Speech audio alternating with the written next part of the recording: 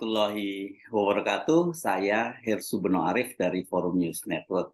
Hari ini Presiden Jokowi, putranya yang Wali Kota Solo, Gibran Rakabuming, dan bakal calon presiden dari Koalisi Indonesia Maju, Prabowo Subianto, dipastikan akan menghadiri Rakernas 4 relawan Jokowi atau Projo di Gelora Bung Karno, Jakarta.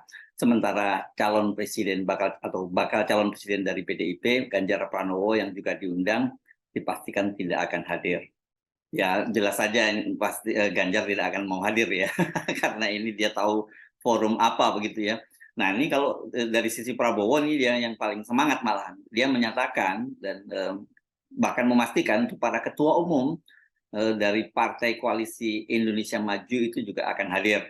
Jadi nanti selain Prabowo itu akan ada Airlangga Hartarto, Ketua Umum Partai Golkar, Ketua Umum PAN Zulkifli Hasan, Ketua Umum Partai Demokrat Agus Harimurti Yudhoyono, Ketua Umum Partai Gelora Anies Mata, dan Ketua Umum PBB Yusril Iza Mahendra juga hadir. Ini kan partai-partai yang sudah secara resmi menyatakan dukungan terhadap Prabowo Subianto. Sementara putra Jokowi yang kini jadi Ketua Umum PSI, Kaisang Pangarep itu tidak hadir karena dia sedang ada kegiatan konsolidasi internal partai dan ketemu relawan di Manado, Sulawesi Utara. Ini luar biasa ini gerakannya Kaisang ini sejak terpilih menjadi Ketua Umum partai, dia langsung melakukan safari bertemu dengan berbagai kalangan dan juga para relawan. Ini kelihatannya targetnya memang mereka ini menyatukan, PSI ini menyatukan relawan Presiden Jokowi itu menjadi pendukung dari PSI. Kehadiran Jokowi dan Gibran itu bisa diartikan bahwa Jokowi itu sudah mendeklarasikan perang terbuka terhadap Megawati dan PDIP. Sebab hari ini kendati disebut sebagai Rakernas keempat dari Projo, tapi acara sesungguhnya ya bukanlah Rakernas itu. Jadi menu utamanya bukan itu. Ini yang lebih tepat, menu utamanya adalah deklarasi calon presiden dan calon wakil presiden yang akan didukung oleh Projo. Dan dipastikan ini calon yang akan diusung oleh Projo itu ya berhadapan dengan capres yang diusung oleh PDIP, yakni Ganjar Pranowo. Sejumlah projo daerah seperti Bali, Nusa Tenggara Barat, Jawa Timur, Banten, Gorontalo, Kalimantan Selatan, dan banyak lagi projo provinsi lainnya itu yang sudah mengusulkan agar projo itu mengusung Prabowo Subianto sebagai calon presiden dan berpasangan dan Gibran Rakabuming sebagai calon wakil presiden. Mayoritas mengusulkan pasangan Prabowo Gibran, itu kata Sekjen Projo Handoko. Suara-suara daerah itu, kata Handoko, akan dijadikan masukan. Jadi sekedar masukan ya. Namun soal keputusan siapa calon presiden dan calon wakil presiden yang akan diusung oleh Projo, yaitu menunggu arahan dari Jokowi yang akan menyampaikan pidatonya itu sebagai Ketua Dewan Pembina Projo. Merah kata Jokowi, merah juga kata Projo. Itu tegas Handoko. Jadi dari pernyataan Handoko tadi, Sekjen Projo, yang sesungguhnya juga ini pernyataan-pernyataan ini sudah sering disampaikan oleh petinggi Projo lainnya, sikap politik dari Projo itu adalah sikap politik Jokowi. Jadi mereka ini tegak lurus pada Jokowi, atau kita balik ya, sikap politik Jokowi itu adalah sikap politik dari Projo. Karena itu kalau Projo akhirnya mendeklarasikan dukungan kepada Prabowo dan Gibran, ya kita tahu bagaimana sebenarnya sikap politik dari Jokowi itu. Soal kepastian Jokowi akan memasangkan Prabowo dengan putranya Gibran itu semakin menguat menjelang dibacakannya putusan Mahkamah Konstitusi tentang gugatan judicial review batas usia calon presiden dan calon wakil presiden yang digugat oleh PSI, kemudian oleh Partai Garuda dan juga 2 kader Gerindra yang mereka menggugat batas usia dari 40 tahun agar diturunkan menjadi 35 tahun. Ya, orang sudah tahu pasti kalau yang di umur 35 tahun itu ya yang dimaksud ini adalah pintu masuk untuk Gibran menjadi calon wakil presiden karena ya bulan ini usia Gibran itu tepat berusia 35 tahun. Pembacaan putusan dari Mahkamah Konstitusi itu direncanakan hari Senin nanti tanggal 16 Oktober pada pukul 10. Dan kalau kita lihat sinyal-sinyalnya itu sangat kuat, ya memang gugatan itu akan dikabulkan walaupun ada mungkin modifikasi-modifikasi, tetapi tetap saja itu membuka peluang Gibran untuk jadi calon wakil presiden karena pada tanggal 9 September lalu ketika memberikan kuliah di sebuah perguruan tinggi di Semarang, Ketua Mahkamah Konstitusi Anwar Usman yang juga adik ipar dari Pak Jokowi dan om dari Gibran itu sudah memberikan sinyal. Dia waktu itu menyatakan bahwa pemeriksaan terhadap gugatan judicial review usia capres dan calon wakil presiden sudah selesai, itu tinggal dirapatkan untuk mengambil keputusan. Dan dalam ceramahnya juga dia menyinggung soal kepemimpinan muda gitu, yang dia menyebut soal bagaimana penaklukan Konstantinopel gitu ya oleh Al-Fatih itu, bagi anak muda yang kata dia disebut ditunjuk langsung oleh Nabi Muhammad. Sebenarnya bukan, itu adalah nubuah dari Nabi Muhammad yang menyebutkan bahwa suatu saat nanti Konstantinopel itu akan ditaklukkan oleh pasukan terbaik dan panglima terbaik dan pasukan terbaik gitu ya. Dan itu adalah Al-Fatih ya.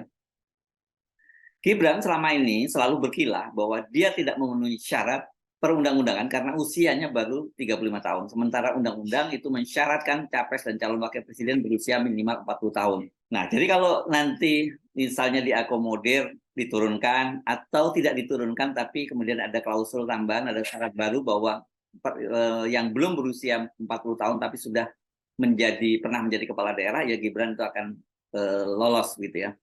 Nah, keputusan Jokowi berhadapan langsung dengan Megawati dan PDIP itu sebenarnya sudah cukup lama diendus oleh PDIP.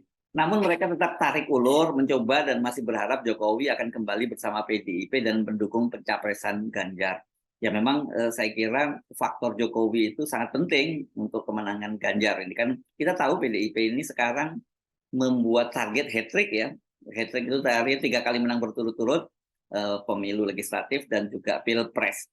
Tapi dengan Jokowi berada berseberangan, memang peluangnya untuk mengulang hat-trick itu sangat berat. Termasuk juga soal pemilu legislatifnya, karena sekarang ini kan ada PSI yang ketua umumnya adalah Kaisang, putra dari Pak Jokowi, dan suara PSI dengan suara PDIP ini kan beririsan. Jadi kalau mereka PSI targetnya juga masuk parlemen, jadi suara PDIP itu akan banyak tergerus oleh PSI. Belum lagi soal pencapresan Ganjar juga potensinya dia bakal kalah dari pasangan Prabowo Gibran itu juga sangat besar.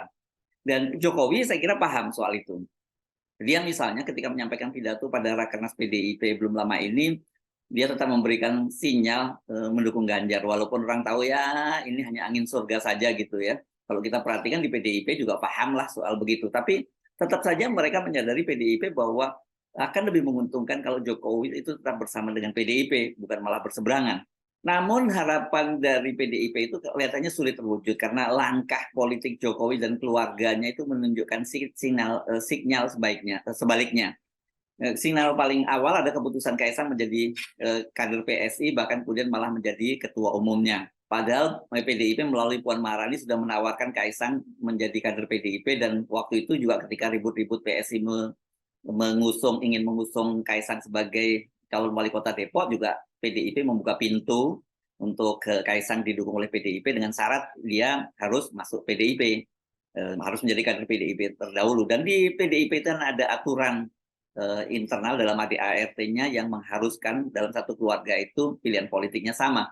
Tapi ketika akhirnya Kaisang ternyata punya pilihan politik yang berbeda dengan Pak Jokowi dan Gibran, dan di PDIP itu memberikan justifikasi juga bahwa kan mereka itu sudah terpisah, Kaisang ini sudah menikah, jadi kakaknya sudah berbeda. Ini saya kira tetap merupakan justifikasi agar jangan sampai kemudian Jokowi itu kabur dari PDIP. Sinyal kedua, dan ini menjadi tanda genderang perang itu sudah ditabuh, adalah pencawapresan Gibran. Ini melalui judicial review di Mahkamah Konstitusi.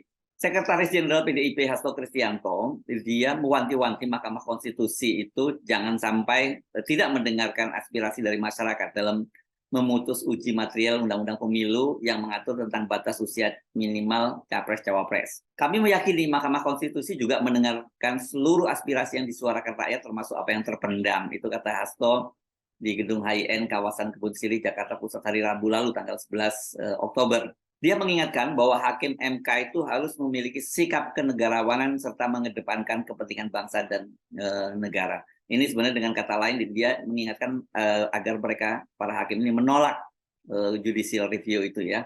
Kendati tetap berusaha mengingatkan MK dan mencegah pencawapresan Gibran, namun kubu PDIP dan Ganjar itu mengaku tidak gentar kalau akhirnya mereka harus berhadapan dengan Prabowo dan Gibran yang didukung oleh Jokowi.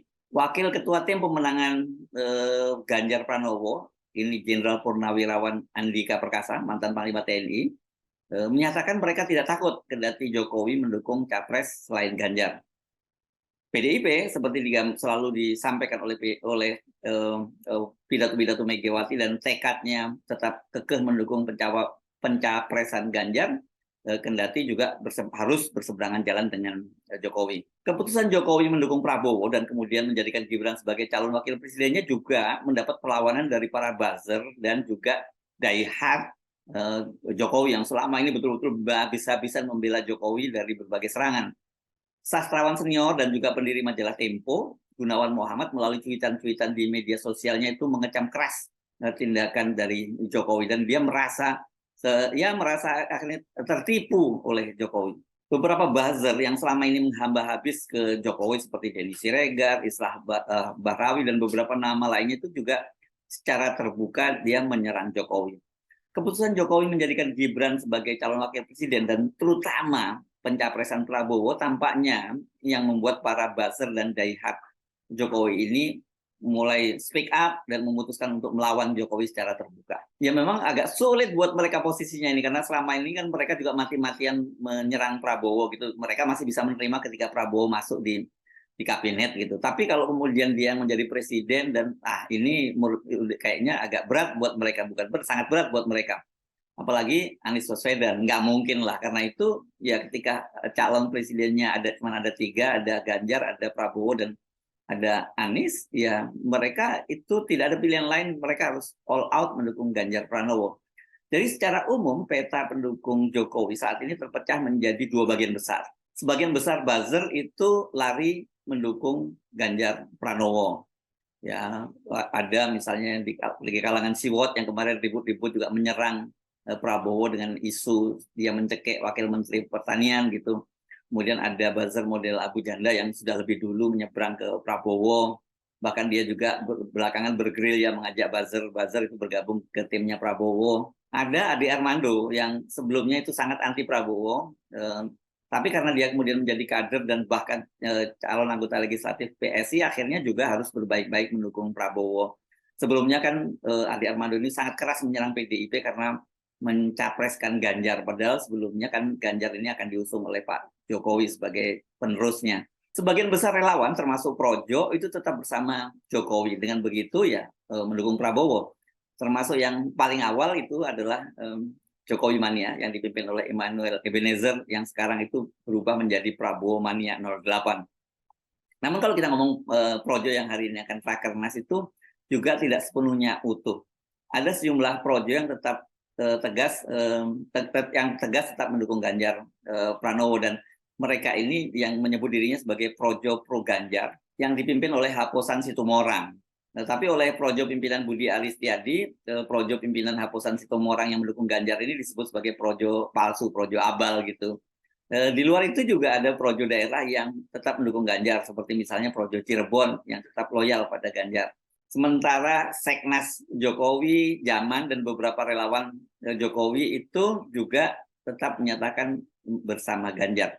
Jadi sikap Jokowi yang sekarang lebih mendukung Prabowo dan menjadikan putranya sebagai calon wakil presiden ini membuat para pendukungnya terpecah belah dan galau level dewa. Soal ini saya pikir yang harus dihitung lagi secara cermat oleh Jokowi maupun Prabowo. Apalagi dari sisi elektabilitas, Gibran juga tidak cukup kuat-kuat amat. Orang kan lebih melihat Jokowinya ketimbang Gibrannya. Namun jangan lupa, saya kira kalkulasi dari sisi Pak Prabowo kan Jokowi itu tetap presiden ya. Sebagai presiden itu dia bisa mengerahkan mesin kekuasaannya, mulai mesin para penegak hukum sampai juga mesin-mesin sumber daya finansial ya, ekonominya ya di kalangan Taipan dan sebagainya. Dan semua ini saya kira justru itu yang paling modal utama untuk memenangkan Prabowo, bukan Gibrannya, tetapi mesin politik dan kekuasaan Jokowi yang itu harus diperhitungkan. Dan saya kira ini juga sudah dihitung oleh PDIP. Saya Hersubno Arif dari Forum News Network. Sampai jumpa lagi. Wassalamualaikum warahmatullahi wabarakatuh.